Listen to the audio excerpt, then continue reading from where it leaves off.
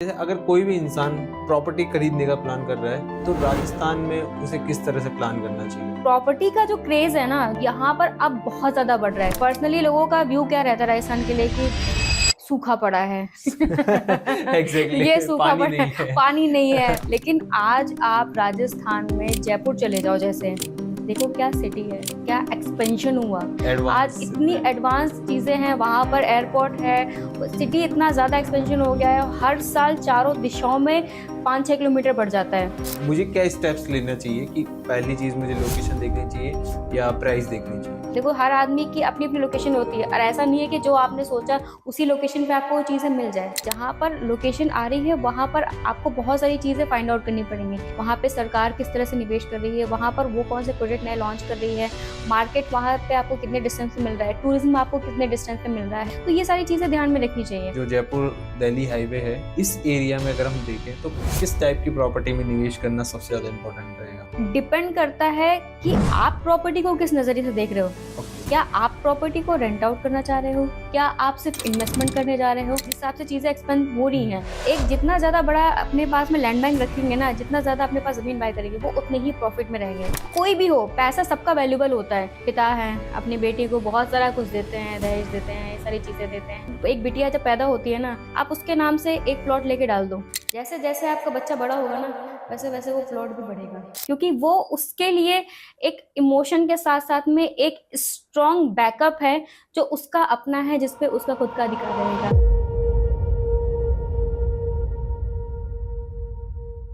Welcome to the शुभुक show. तो आज के इस पॉडकास्ट में हमने एक ऐसे गेस्ट को इनवाइट किया है जिन्हें रियल एस्टेट में 7 इयर्स का एक्सपीरियंस है और उन्होंने काफी लोगों को प्रॉपर्टीज बाय करने में हेल्प की है। अगर आप राजस्थान में प्रॉपर्टी बाय करने का प्लान कर रहे हैं तो इस पॉडकास्ट को एंड तक जरूर से देखना, क्योंकि ये पॉडकास्ट आप ही के लिए होने वाला है।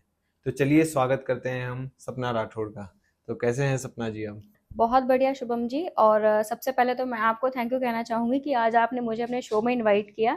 और थैंक यू हमारी ऑडियंस को, जो कि आज हमें सुनने वाली है और बहुत कुछ सीख करके जाने वाली है।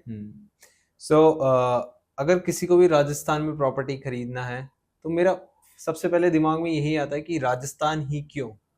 हाँ, ये सवाल थोड़ा लोगों के मन में आएगा कि राजस्थान ही क्यों। तो इसको मैं ऐसे शुरू करती हूँ कि अगर हम पुराने समय में जाएं तो राजस्थान क्या कहलाता था? शूरवीरों की भूमि।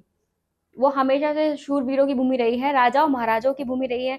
और यहाँ की जो मिट्टी है ना, इसमें बहुत पावर है। आप देखना, यहाँ के जो पैदा हुए लोग हैं वो, उन्होंने इतिहास ही रचा है। तो इसीलिए हमने राजस्थान चुना, ताकि लोगों को पता चले कि यहाँ का इतिहास क्या है। यहाँ पे जो लोग पल बढ़ के जो बड़े होंगे ना, जब वो आगे बढ़ेंगे तब उनको पता चलेगा कि यहाँ पर जो प्योरिटी है, यहाँ पर जो प्यार है, यहाँ पर जो सम्मान है, यहाँ की मिट्टी में जो पावर है वो क्या है। हम लोगों तक ये चीज पहुंचाना चाहते हैं। अमेजिंग। और मैं खुद भी है ना राजस्थान से ही बिलोंग करता हूँ और यही का लोकल हूँ, तो मुझे खुद को भी कभी कभी ये फील होता है कि है ना Rajasthan is literally different from others. जो भी अदर स्टेट्स है उनसे काफी ज्यादा डिफरेंट है, because hmm. This is the point जो आपने एक्सप्लेन किया। This is the hmm. Main reason कि यहाँ पे शूरवीरों की भूमि है बिल्कुल। और यहाँ के लोग भी ऐसे हैं, वो बहुत ही वार्म वेलकमिंग है। यहाँ की हम्म। हॉस्पिटलिटी बहुत अच्छी है। बहुत अच्छी है, एंड बिल्कुल। यही चीज जो है जो लोगों को कनेक्ट करती है, जो लोगों को प्यार देती है, जो लोगों हम्म। को अच्छा महसूस करवाती बिल्कुल है। बिल्कुल बिल्कुल बिल्कुल। एंड जैसे अगर कोई भी इंसान प्रॉपर्टी खरीदने का प्लान कर रहा है तो राजस्थान में उसे किस तरह से प्लान करना चाहिए? देखो सबसे पहले तो अगर वो राजस्थान में प्लान कर रहा है ना, तो ये अपने आप में ही बड़ी बात हो गई। ये सोच में ही आना होता है, सोच में आने वाली चीज होती है। मैं आपको समझाती हूँ। देखिए, पर्सनली लोगों का व्यू क्या रहता है राजस्थान के लिए कि सूखा पड़ा है। ये एग्जैक्टली सूखा पानी पड़ा है, नहीं है। पानी नहीं है, वहां पे रेत उड़ हाँ, रही है। हाँ। लेकिन आज आप राजस्थान में जयपुर चले जाओ, जैसे देखो क्या सिटी है, क्या एक्सपेंशन हुआ। अनएक्सपेक्टेड था कि लोगों के तो मिथ ही मतलब चेंज हो गए। लोगों का मतलब सोच ही चेंज हो गया कि राजस्थान का जयपुर भी ऐसा हो सकता है। आज एडवांस इतनी में। एडवांस चीजें हैं, वहां पर एयरपोर्ट है, सिटी इतना ज्यादा एक्सपेंशन हो गया है। हर साल चारों दिशाओं में 5-6 किलोमीटर बढ़ जाता है। एग्जैक्टली। कहाँ 11-12 किलोमीटर में जयपुर बसा हुआ था, और कहाँ पर 50-60 किलोमीटर भी आप चले जा रहे हो ना, तो भी जयपुर ही फैला हुआ है। और कहीं कहीं पर तो बाढ़ आ जाती है। राजस्थान के कोई कोई ऐसे एरिया है जहाँ पर पानी बरसता है ना तो बाढ़ आ जाती है। तो मुझे सबसे पहले लोगों को बताना पड़ेगा कि ऐसा कुछ नहीं है, जगह जगह का फर्क होता है। जैसे हर जगह पे प्रॉपर्टी की रेटें सेम नहीं होती हैं, हर जगह पर एक्सपेंशन नहीं होता है, उसी तरह से हर जगह सूखा नहीं होता है। एक चीज है, एक पॉइंट और ऐड करूंगा मैं इसमें। अगर आपको किसी भी वेदर का मजा लेना है ना, तो उसका पीक आपको यहाँ पे देखने को मिलेगा। हाँ एग्जैक्ट, अगर बिल्कुल आपको सही गर्मी में है। जाना है तो गर्मी का भी यहाँ पे पीक मिलेगा। हाँ बिल्कुल। सर्दी में रहोगे आप तो सर्दी हाँ का भी यहाँ पे पीक मिलेगा। मतलब सर्दी में भी इतनी ज्यादा बढ़िया ठंड मिलेगी, हाँ और बिल्कुल। बरसात में भी इतनी अच्छी बरसात होती है ना कि मजा आ जाता है। मतलब इन राजस्थान के कुछ ऐसे एरिया हैं उनको तो वरदान मिला है। कहीं कहीं पे तो 2-2 महीने बारिश नहीं होती है, लेकिन राजस्थान के कुछ कुछ ऐसे हैं जहाँ पर हफ्ते में हम्म, आपको बारिश देखने को मिल जाएगी। एग्जैक्टली। मतलब सिटी में बारिश नहीं हो रही है, बट अरावली के पास में, पहाड़ों के पास में आपको बहुत अच्छी बारिश देखने को मिल जाएगी। हम्म, इसलिए प्रॉपर्टी का जो क्रेज है ना, जो लोगों के अंदर बढ़ा, वो चाव था, वो यहाँ पर अब बहुत ज्यादा बढ़ रहा है। हम्म, कारण क्या है? पहले क्या लोग लोग थे कि भाई पहाड़ों पे घूमने के लिए सिर्फ क्या ऑप्शन थे, उत्तराखंड चले गए, मनाली हम्म, चले गए, हिमाचल चले गए, यही ऑप्शन थे। पर अगर आप थोड़ा सा अपना माइंडसेट चेंज करो ना शुभम जी, तो देखोगे आप कि यहाँ पर बहुत ऑप्शंस है। आप जो अरावली के मजे, जो आपको यहाँ पर पहाड़ों के मजे जो यहाँ पर मिल जाते हैं हम्म। ना, वो आपको बाहर भी नहीं मिलेंगे। होता ही है मैम ऐसा कि अभी रिसेंटली कुछ टाइम पहले की बात है। हाँ, मैं अपने काफी सारे फ्रेंड्स के साथ फार्म हाउस पे पार्टी करने गया था। मेरे हम्म फ्रेंड का ही फार्म हाउस है, हम्म। उसी पे पार्टी करने गया था। मतलब पॉइंट ये है कि लोग है ना इंजॉय करने भी जाते हैं प्रॉपर्टीज पे। नॉट ओनली बिल्कुल कि है ना बिल्कुल प्रॉपर्टीज बिल्कुल। खरीद के रखना और ये सब हम्म। करना है। और जरूरी नहीं है कि आप घूमने के लिए मनाली ही जाओ, हाँ लोग फार्म हाउस भी घूमने जाते हैं।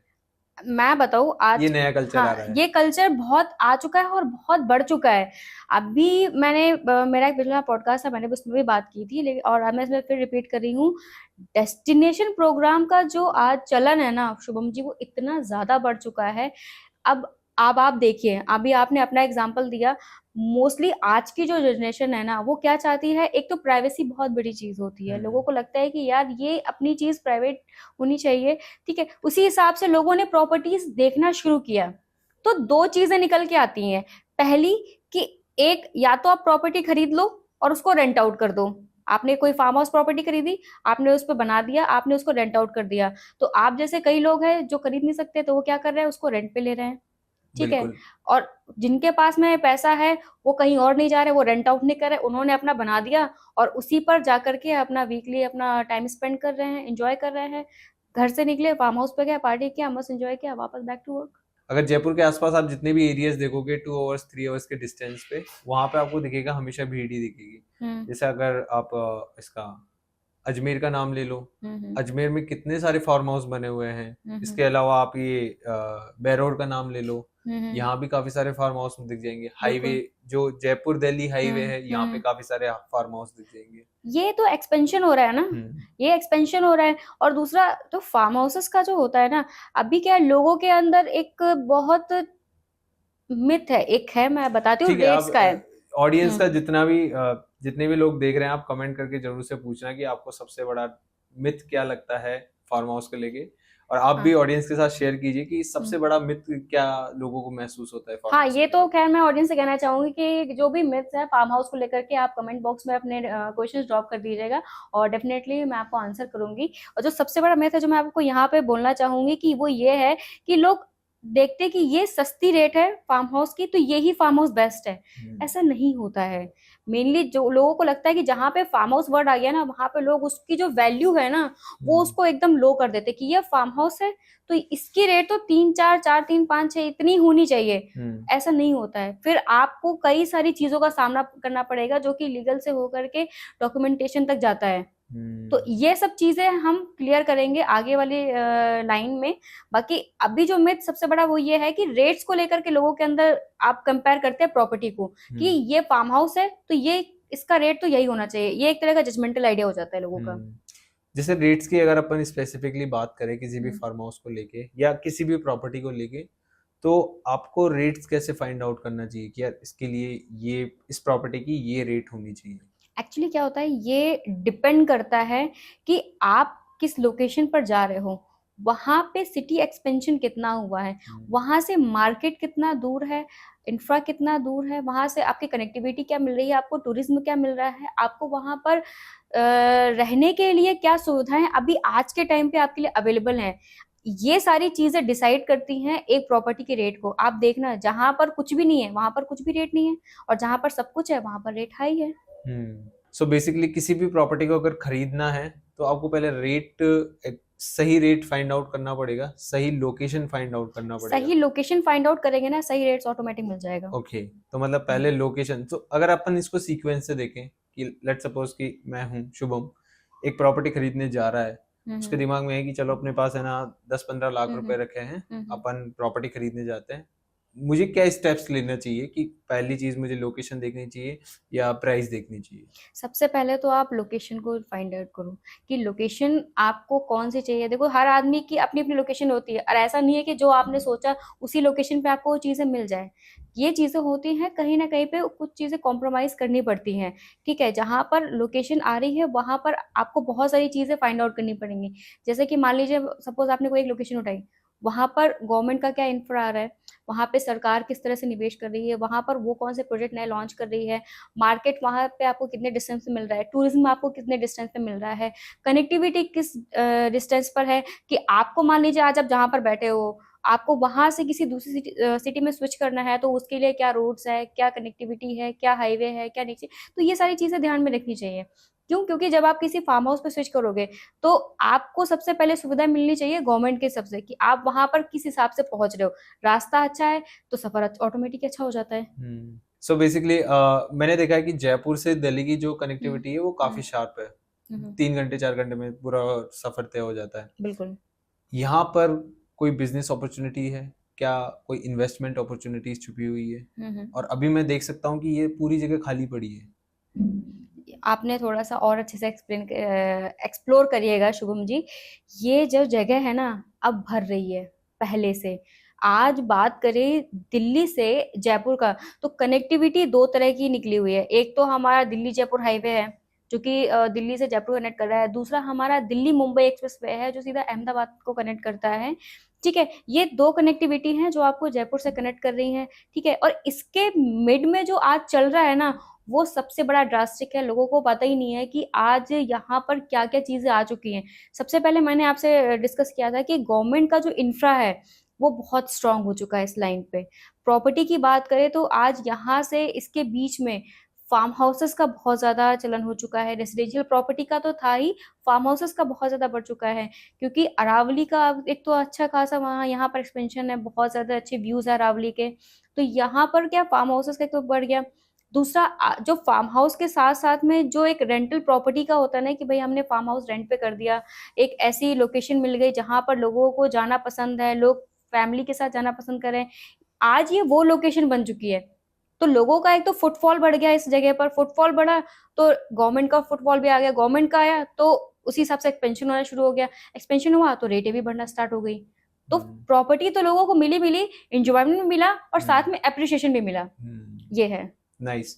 अगर अपन देखें कि प्रॉपर्टीज में भी ना कैटेगरीज रहती है, प्लॉट्स रहते हैं, फार्म हाउस रहते हैं, फ्लैट्स रहते हैं, विलास रहते हैं, होम हाउस, ये सब चीजें रहती हैं। ठीक है, इस एरिया में अगर हम, जो जयपुर दिल्ली हाईवे है, इस एरिया में अगर हम देखें तो किस टाइप की प्रॉपर्टी में निवेश करना सबसे ज्यादा इम्पोर्टेंट रहेगा, सबसे ज्यादा प्रॉफिटेबल रहेगा? ये डिपेंड करता है आपके ऊपर कि आप प्रॉपर्टी को किस नजरिए से देख रहे हो। क्या आप प्रॉपर्टी को रेंट आउट करना चाह रहे हो, क्या आप सिर्फ इन्वेस्टमेंट करने जा रहे हो, आप एंड यूजर हो, या आपको सिर्फ और सिर्फ आप किसी शहर से आपने स्विच किया, आप जॉब करने आए हो। ये सारी चीजें डिपेंड करती है उस पर। अब जैसे आजकल क्या फ्लैट का सिस्टम चल रहा है, मैं कहती हूँ कि फ्लैट अगर आप एंड यूजर हो, आपको रहना है, आपको किसी सिटी में जाके जॉब करनी है, तो आप वहां पर आराम से एक फ्लैट रेंट आउट करो और आप अपना वहां पर जाकर के आराम से इजी लाइफ जी सकते हो। ठीक है, और उसमें भी अगर आप उसे खरीदना चाहते हो तो ये भी एक बेस्ट ऑप्शन है कि आपको किसी अप्रिशिएशन का कोई वो नहीं था कि आप सिर्फ एक शहर से दूसरे शहर आए, तो आपने उस चीज पर आप जा सकते हो। अभी आप बात करो कि आपको 5 साल 10 साल के लिए अप्रिशिएशन में जाना है, तो आप कोशिश करो कि आप एक अच्छे लैंड बैंक में जाओ, एक अच्छा जो जमीन का टुकड़ा है वो अपने नाम करो। क्यों? क्योंकि आज जब मैंने आपको बताया जिस हिसाब से चीजें एक्सपेंड हो रही हैं, चीजें बढ़ रही हैं, तो लोग क्या है, एक जितना ज्यादा बड़ा अपने पास में लैंड बैंक रखेंगे ना, जितना ज्यादा अपने पास जमीन बाय करेंगे, वो उतने ही प्रॉफिट में रहेंगे। इसको इस तरह से अपन प्लान करते हैं कि मुझे अभी लैंड खरीदना है जयपुर से जयपुर दिल्ली हाईवे के बीच में। हम्म। अब मैं इसको किस तरह से प्लान कर सकता हूँ, क्या क्या चीजें मुझे फोकस करनी चाहिए? अगर आप जयपुर से हो या अगर आप दिल्ली से भी हो, कहीं से भी प्लान कर रहे हो कि आपको थोड़ा सा सिटी से बाहर निकल के किसी रेसिडेंशियल प्रॉपर्टी में जाना है या किसी फार्म हाउस प्रॉपर्टी में जाना है, और आप चाह रहे हो कि आपका पैसा भी कम लगे, मतलब आपका उतना जैसे अगर आप जयपुर में जाओगे खरीदने के लिए, ठीक है, तो आपको एक अच्छा खासा अमाउंट पे करना पड़ेगा। आप दिल्ली गुड़गांव में अगर प्रॉपर्टी बाय करने जा रहे हो तो वहां भी आपको एक अच्छा खासा अमाउंट पे करना पड़ेगा। तो हम क्या करते हैं कि हम एक डिस्टेंस ले लेते हैं, क्योंकि डिस्टेंस कोई बड़ा इशू नहीं होता। लोगों ने बना रखा है कि डिस्टेंस एक इशू हो सकता है, बट ये एक्चुअली कोई इशू नहीं है ही ऐसा नहीं। क्यों? मतलब क्योंकि मैं बताती हूँ, जो प्रॉपर्टी आज आप सिर्फ और सिर्फ एक ऑप्शन के रूप में खरीद रहे हो, वो ऑप्शन आपका फ्यूचर भी बन सकती है। कैसे? मान लीजिए आज आप जयपुर में रह रहे हैं, आज आप गुड़गांव में रह रहे हैं, कहीं भी रह रहे हैं, ठीक है, तो आपने क्या किया कि मान लीजिए आप जहां पे रह रहे थे, मान लीजिए किसी केस में किसी एक रीजन से आपको वो शहर छोड़ना पड़ जाए या आपको वहां से निकलना पड़ जाए, तो 2-3 घंटे के डिस्टेंस में अगर आपने कोई प्रॉपर्टी खरीद रखी है, तो वो आपका फ्यूचर प्रॉपर्टी बन सकती है। आप वहां पर शिफ्ट हो सकते हैं आराम से। अब आप धुलेरा चले गए, आप दुबई चले गए, आप कहीं और चले गए, तो क्या आप ऑल ऑफ सडन किसी दूसरे शहर में जाकर के, किसी दूसरे विदेश में जाकर के आप अचानक से बच सकते हैं? नहीं हो सकता। तो 2-3 घंटे में ली हुई प्रॉपर्टी ऑप्शन हो सकती है, साथ साथ में फ्यूचर ऑप्शन भी हो सकती है। This is a good way of thinking कि अगर आप प्रॉपर्टी ले रहे हो तो जरूरी नहीं वो आपका आज का घर बने, आपका फ्यूचर होम भी बन सकता है। बिल्कुल। एंड अगर ठीक है, ये चीज मेरे क्लियर है, बट ऐसा भी तो होता है ना कि यार वो डिस्टेंस पे उसे देखने जाना पड़ेगा बार बार, या उसका ध्यान रखना पड़ेगा, हर 6 महीने में 3 महीने में एक चक्कर काटना पड़ेगा। What about that? बहुत अच्छा सवाल किया। लोगों के दिमाग में ये सवाल आता ही आता है कि मॉनिटरिंग कैसे की जाए। भाई मैं जयपुर में बैठा हूँ, मैं गुड़गांव में बैठा हूँ, मैं दिल्ली में बैठा हूँ, मैं 3 घंटे जाकर के अपनी प्रॉपर्टी को कैसे मेंटेन कर सकता हूँ? तो इसके लिए सबसे पहले तो मैं आपसे ये कहना चाहूंगी कि अगर आप कोई भी प्रॉपर्टी बाय कर रहे हो ना, तो गेटेड कम्युनिटी में खरीदो। उसके आपको कई बेनिफिट मिल जाएंगे। एक गेटेड टाउनशिप में जाने में आपको जो बेनिफिट मिलेगा, पहला तो ये कि वहां पर आपको सारी सुविधाएं आपको टाउनशिप के अंदर मिल जाएंगी। सिक्योरिटी गार्ड मिल जाता है, वहां पे गेट बना हुआ है, ठीक है, एंट्री हो रहा है। तो आपके प्लॉट की तो मॉनिटरिंग अपने आप हो गई ना। आपको तो बस केवल कॉल करके तो पूछना है कि हाँ भाई सब ठीक है, वो आपको अपडेट कर देगा कि हाँ सर सब ठीक चल रहा है। तो ये होता है कि मॉनिटरिंग करने का सबसे आसान तरीका है कि आप गेटेड टाउनशिप में प्लॉट रखो, फिर आप महीने 2 महीने में आओ, अपनी प्रॉपर्टी देखो, अपना आराम से वापस निकल जाओ। अगर कोई भी फार्म हाउस या रेजिडेंशियल प्रॉपर्टीज देख रहा है, ठीक है, उसने प्रॉपर्टी भी देख ली, उसको पसंद भी आ गई, प्रॉपर्टी में उसे बाउंड्री में उसे क्या क्या चीजें देखनी चाहिए, आसपास क्या क्या चीजें देखनी चाहिए? जैसे छोटी छोटी चीजें रहती है, इलेक्ट्रिसिटी भी देखना चाहिए उसे, पानी की सुविधा भी देखनी चाहिए उसे, ऐसे और कौन कौन सी हिडन चीजें हैं जो उसे फाइंड आउट करके रखनी चाहिए? एक्चुअली सबसे पहले जहां पर गेटेड कम्युनिटी का जहां पे शब्द आ जाता है ना, वहां पर आपको कुछ देखने की जरूरत ही नहीं है। वहां पर ऑलरेडी आपको सब कुछ चीजें मिल जाती हैं। एक जो वेरीफाइड प्रोजेक्ट होता है ना, जहां पर आपको चीजें वेरीफाई होके मिल रही हैं, जहां पर लीगल क्लैरिटी एकदम सब कुछ क्लियर है, वहां पे आपको गेटेड टाउनशिप के अंदर एक तो रोड्स वगैरह का भी एक तो मिल जाता है। आपकी पहली बॉदरेशन खत्म कि आपको अपने घर के सामने रोड बनानी नहीं बनानी है, क्योंकि वो आपको टाउनशिप में ऑलरेडी मिल जाएगी। पानी की फैसिलिटी मिल जाएगी आपको, इलेक्ट्रिक की फैसिलिटी मिल जाएगी आपको, सिक्योरिटी गार्ड की फैसिलिटी मिल जाएगी आपको, सीसीटीवी की मॉनिटरिंग मिल जाएगी आपको। तो एक गेटेड टाउनशिप में जाने का ये एक बहुत बड़ा बेनिफिट होता है। और आजकल तो नया ट्रेंड हो गया है, फार्म हाउसेस भी गेटेड कम्युनिटी के अंदर आ चुके हैं। ये बहुत बड़ी बात है। अभी तक क्या फार्म हाउस को लोग इतना ही सोचते थे कि ठीक है ये 1 बीघा की जमीन है, इसमें फार्म हाउस बना हुआ है, यही फार्म हाउस है। लेकिन कहते हैं ना कि 5 साल में तो सरकारें भी बदल जाती हैं। हमने तो सिर्फ फार्म हाउस का ट्रेंड ही चेंज किया है। एग्जैक्टली। लेकिन इसमें फिर एक डाउट में सबसे पहले ये आता है कि अगर फार्म हाउस रेजिडेंशियल प्रॉपर्टी में है, तो क्या उस प्रॉपर्टी में बिजनेस किया जा सकता है? बिल्कुल, सबसे बड़ा स्कोप ही यहीं पर है। किस तरह से? क्योंकि फार्म हाउस जहाँ पर है वहाँ पे पार्टीज होगी, ऑब्वियसली जो ज्यादा से ज्यादा लोग आएंगे, पहली चीज तो ये। दूसरी चीज है वहाँ पे म्यूजिक वगैरह बहुत ज्यादा लाउड चलेगा। तो इन सब चीजों की वजह से क्या रेजिडेंशियल लोगों को प्रॉब्लम नहीं होगी? सर देखो, रेजिडेंशियल और फार्म हाउस दो अलग अलग प्रोजेक्ट होते हैं, ठीक है। जो फार्म हाउस का जो कॉन्सेप्ट है वो उसको उसी हिसाब से डेवलप किया जा रहा है, उसमें फार्म हाउसेस ही आएंगे। अच्छा। ठीक है। जो रेजिडेंशियल टाउनशिप होती है उनके नॉर्म्स अलग होते हैं, उसमें सिर्फ रेजिडेंशियल के लोग ही आएंगे। इसमें टिकट साइज का भी फर्क हो जाता है ना। अब जहाँ अच्छा। फार्म हाउस आ गया है वहां पर तो जो टिकट साइज है वो 30 लाख, 40 लाख, 50, 60 लाख में चला जाता है। जहाँ रेसिडेंशियल आ गया वो कम हो जाता है। तो दोनों का सिनेरियो अलग है। तो जहाँ पे फार्म हाउसेस बने हैं वहां पर वो ही लोग आएंगे जिनको भाई फार्म हाउस में आना है, अपना वीकेंड प्लान करना है, भाई कुछ नहीं किया दोस्तों के साथ, भाई अपने पार्टी करने चले गए, ठीक है, और ये सारी चीजें हो जाती है। तो दोनों का जो कॉन्सेप्ट है वो अलग है, दोनों के नॉर्म्स है वो भी अलग है। तो जैसे अपन जयपुर की बात कर रहे थे, है ना, जयपुर के आसपास के कितना एरिया में हमें अगर कोई भी प्रॉपर्टी देखने का प्लान कर रहे हैं या कोई भी फार्म हाउस देखने का प्लान कर रहे हैं, कितनी किलोमीटर के रेडियस में हमें देखना चाहिए? आप जयपुर से 100 किलोमीटर पे निकल जाओ, आपके पास में ऑप्शन ही ऑप्शन है, कोई कमी नहीं है शुभम जी। लोगों को पता ही नहीं, मैंने कहा ना, लोगों को पता ही नहीं है। कोई बंदा जयपुर में बैठा है ना, कोई बंदा दिल्ली में बैठा है, तो अपनी लोकेशन से वो सिर्फ और सिर्फ कहाँ पर ध्यान दे रहा है, 50-60, 50-60 में जा रहा है, 50-60 में जा रहा है। इसके ऊपर अगर वो अपनी गाड़ी भगाएगा ना तो उसको पता चलेगा कि यहाँ पर और भी कुछ है। तो ये दिमाग का खेल है कि आदमी को देख रहा है कि यार मैं आज गुड़गांव में बैठा हूँ तो मेरे को 50-60 किलोमीटर की रेंज में कुछ मिल जाए।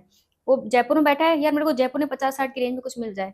अगर वो 10 किलोमीटर और आगे बढ़ता ना तो उसको एक अच्छी रेट भी मिल जाती, उसको एक अच्छी लोकेशन भी मिल जाती, और उसको एक अच्छा प्रोजेक्ट भी मिल जाता, एक इन्वायरमेंट मिल जाता, और बहुत कुछ, बहुत कुछ। बहुत कुछ। नाइस।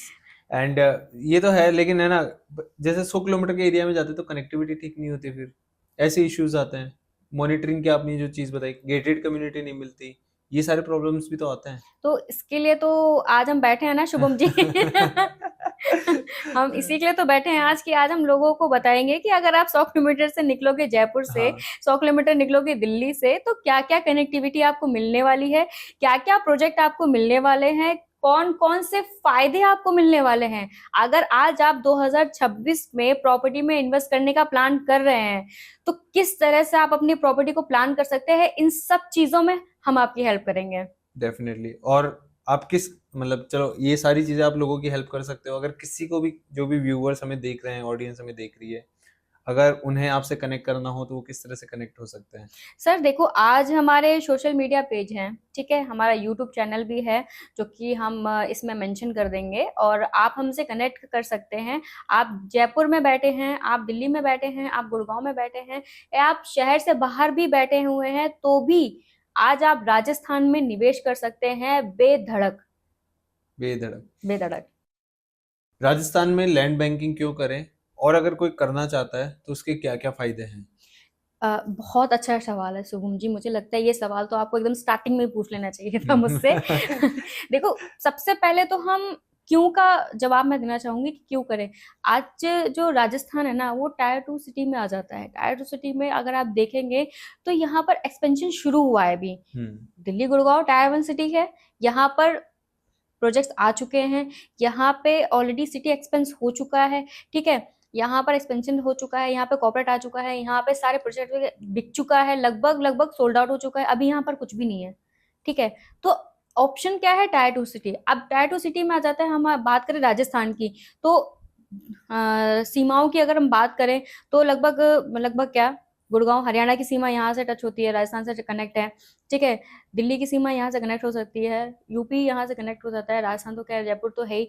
तो एक ऐसा एक तो लोकेशन मिल जाता है, ठीक है। दूसरा, यहाँ पर अभी ऑप्शंस शुरू हुए हैं, यहाँ पे इंफ्रा आना शुरू हुआ है, गवर्नमेंट अब यहाँ पर इन्वेस्ट करना उन्होंने स्टार्ट किया है, और जहाँ पे गवर्नमेंट इन्वेस्ट करना स्टार्ट कर दिया है ना वहां पे सबसे ज्यादा आपको रेटों में फायदा मिलता है। 5 साल में आपको इतना ड्रास्टिक चेंज मिल जाएगा, इतना ड्रास्टिक रिजल्ट मिलने वाला है, जो गुड़गांव से अगर दिल्ली से कोई बंदा जिसने इन्वेस्ट किया था ना, जो उसको 10 साल में मिला, वो चीज यहाँ राजस्थान में टायर 2 सिटीज में उनको 5 साल में मिल जाएगी। पर आपको ये देखना पड़ेगा कि वो लोकेशन एक्चुअली कौन कौन सी है, वहां पर कहाँ पे गवर्नमेंट क्या लेकर के आ रही है, ये फायदा आपको तब मिलेगा।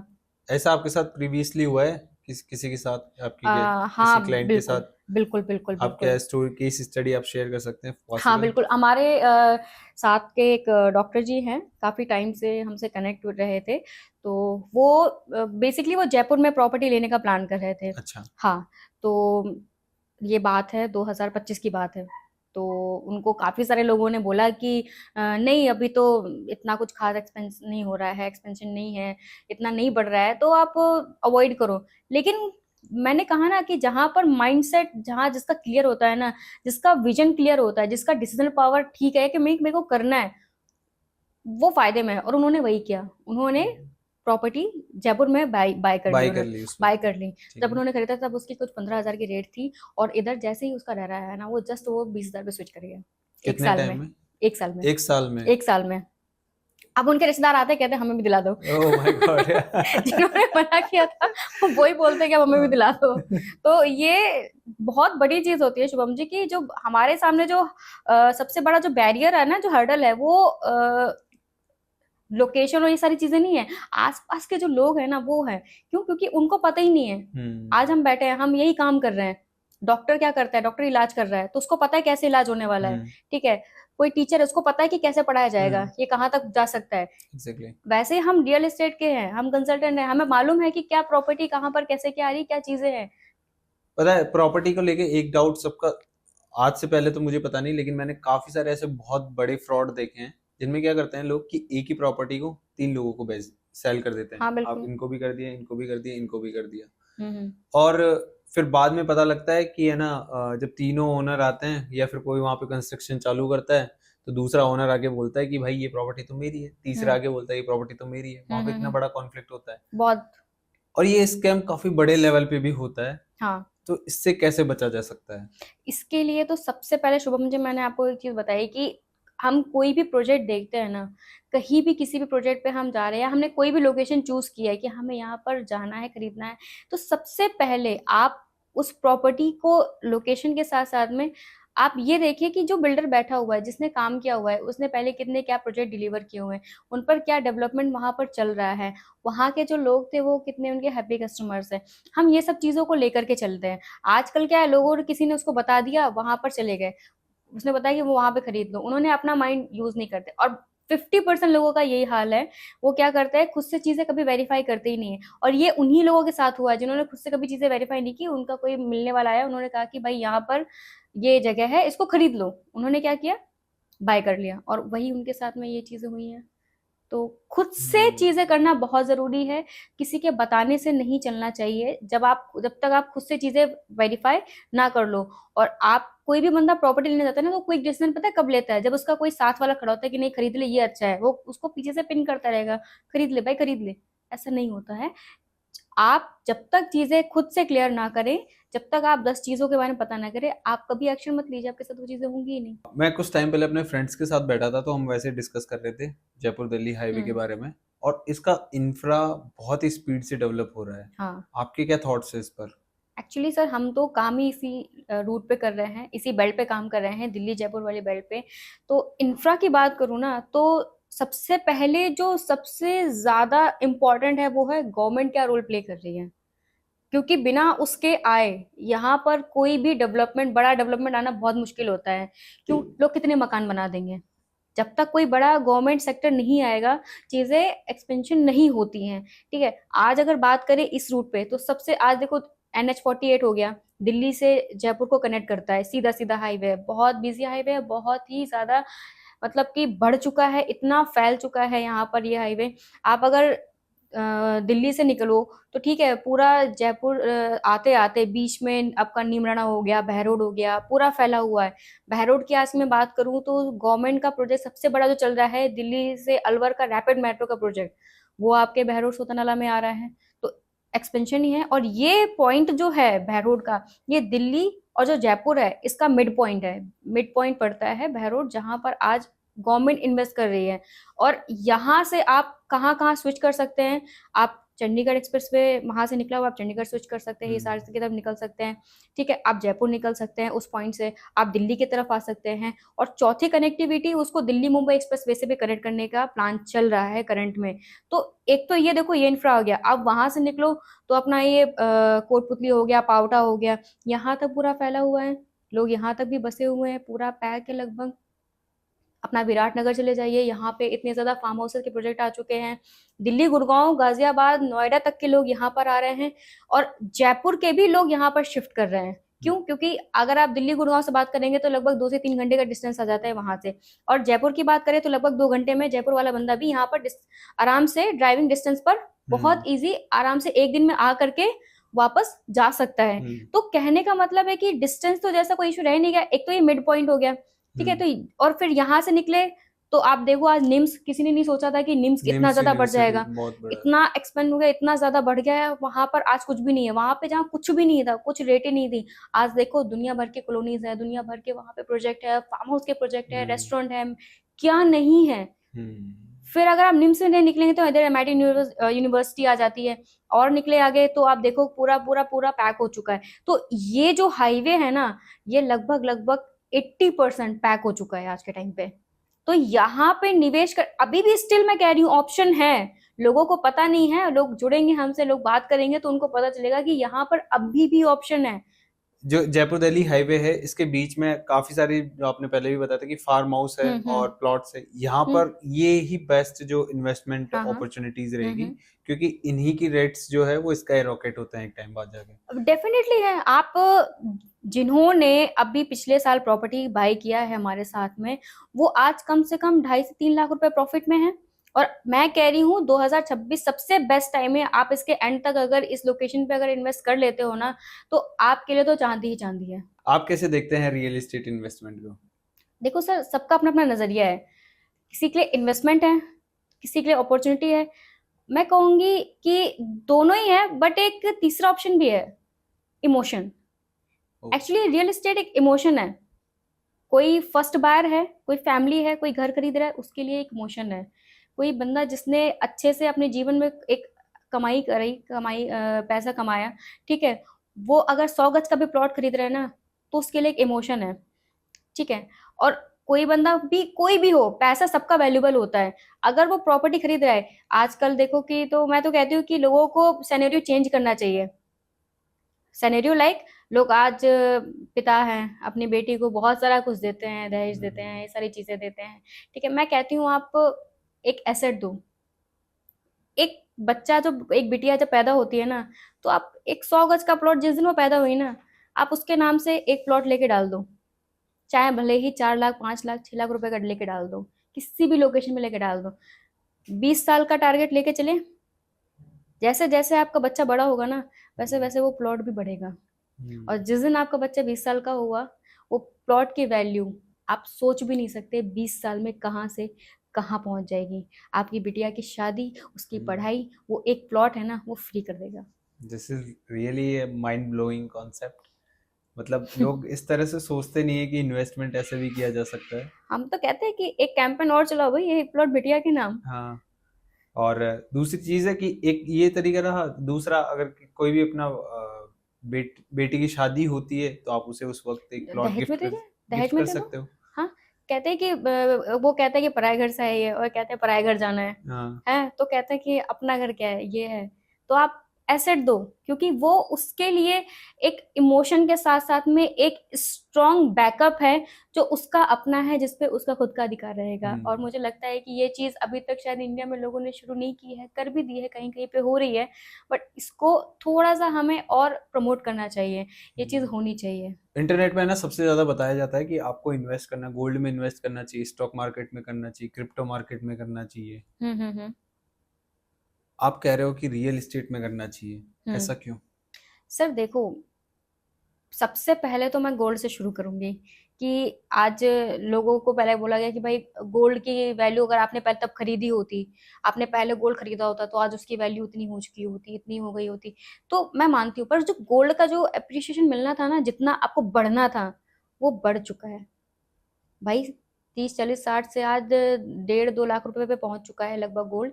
तो ये जो बढ़ना था ना पहुंच चुका है। अब ये तो कम होगा थोड़ा और ज्यादा बढ़ेगा, कम होगा थोड़ा और ज्यादा बढ़ेगा। 5 साल में आप इसको क्या 3 लाख में देख रहे हो? बट अगर जो गोल्ड आपके पास पड़ा है, अब आप उसको प्रॉपर्टी में लगा दिया ना, तो 5 साल में जो पैसा आपको प्रॉपर्टी से निकलने वाला है वो ये गोल्ड आपको नहीं दे पाएगा। मैंने कहा ना, अगर आपने 30 में गोल्ड खरीदा था तब तो आज आप फायदेमंद हो। बात करें अगर ये शेयर मार्केट की, क्रिप्टो की, तो देखो ये क्रैश हो सकता है कभी भी। इसकी आपको कोई गारंटी नहीं है कि आज आपने 1 लाख रुपए लगाया तो शाम तक आपको उसका 2 लाख भी मिलेगा। ये एक तरह का जुआ है देखो, लेकिन प्रॉपर्टी एक जुआ नहीं है, ये एक एसेट है, रियल एसेट है। अगर आपने इसमें 1 लाख रुपए आज लगा दिया है तो वो 1 का 50 नहीं होगा, 1.5 हो जाएगा, 2 साल बाद 2 भी हो जाएगा, और 5 साल बाद क्या पता 20 भी हो जाए। पर ये पीछे नहीं आएगा, ये बढ़ता हुआ चला जाएगा। और मैं कह रही हूँ सर, आप कितना भी गोल्ड खरीद लो, ठीक है, आप कुछ भी खरीद लो, आपको कभी गोल्डदार नहीं कहा जाएगा। आप जमीन खरीदो, आपको जमींदार कहा जाएगा। ये आप देखो ना, पुराने समय में जब हम अपने दादा परदादा के टाइम पे जाएं, वो क्या खरीदते थे? जमीनें तो खरीदते थे, जमीनें खरीदते थे। वो मिला, किसी को कर्जा दिया तो उससे क्या लेते थे? उसकी जमीन तो लेते थे, बिल्कुल। गोल्ड तो नहीं लेते थे। हाँ। भाई तरह ठीक है, मैंने तुझे पैसा दे दिया तो मुझे अपना जमीन दे दे, ऐसे करके। तो उनको क्या, अमीर उसको माना जाता था जो जमींदार था, जो जमींदार था उन्हीं को ही अमीर मानते थे। जो अमीर की जो डेफिनेशन थी ना, वो ये थी कि इसके पास जमीन है, ये जमींदार है, ये पैसे वाला है। और आज भी देखना, जिनके पास में जितना ज्यादा लैंड बैंक था ना, जिनके पास जितनी ज्यादा प्रॉपर्टी थी, आज वो ही फैमिली आप देखिए बहुत ज्यादा संपन्न रिच है, है। ज्यादा रिच है, क्योंकि उनके पास Exactly. प्रॉपर्टी थी। नाइस। मैंने जयपुर में देखा है कि लोग है ना 1-1 1.5 करोड़ लगा देते हैं फ्लैट्स खरीदने में। अगर वही पैसा मैं सही जगह इन्वेस्ट करना चाहूँ तो आप क्या सजेशन देना चाहोगे? सर देखो, सजेशंस बहुत सारे हैं, ऑप्शंस की कमी नहीं है, ठीक है। बट अगर मैं कहूँगी कि आज सबसे पहले मैं फ्लैट की बात करूँ, तो फ्लैट में 1.5 करोड़ में, 1.5 करोड़ का फ्लैट नहीं है एक्चुअली, वो 1.5 करोड़ में लग्जरी आपको दी जा रही है। मैं मानती हूँ लोकेशन है, सारी चीजें हैं, पर अगर आप उस 1.5 करोड़ के फ्लैट से लग्जरी बाहर निकाल दो, तो क्या आप उसके 1.5 करोड़ रुपए आप देने के लिए तैयार हो? शायद नहीं, शायद Obviously सबका not. जवाब नहीं ही आएगा। तो हम क्या खरीद रहे हैं? आप लग्जरी खरीद रहे हो, मैं कहती हूँ आप लग्जरी को क्रिएट करो ना।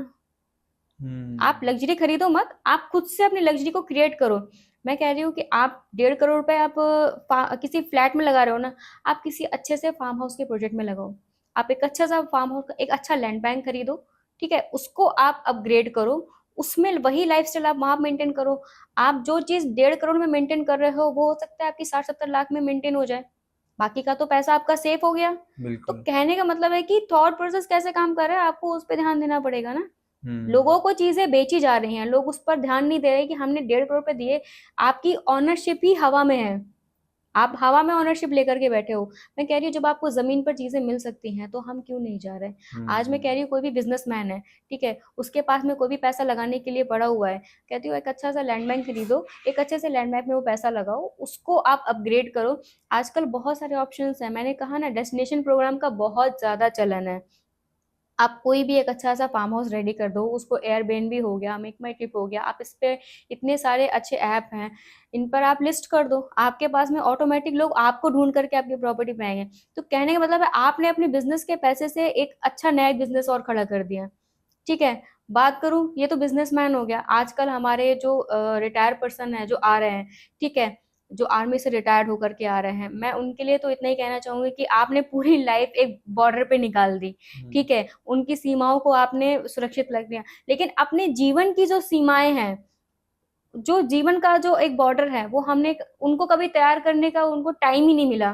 तो कहने का मतलब है कि आप जब रिटायरमेंट से आओ ना, तो आप अपने लिए एक लग्जरी मत खरीदो, आप एक एनवायरनमेंट खरीदो, जहां पर आप रिटायरमेंट के बाद आप एक नया जीवन शुरू कर सको। क्योंकि मैंने देखा है ना, जो आर्मी से रिटायर होके आते हैं ना, वो शांति से उनको बैठना नहीं आता है।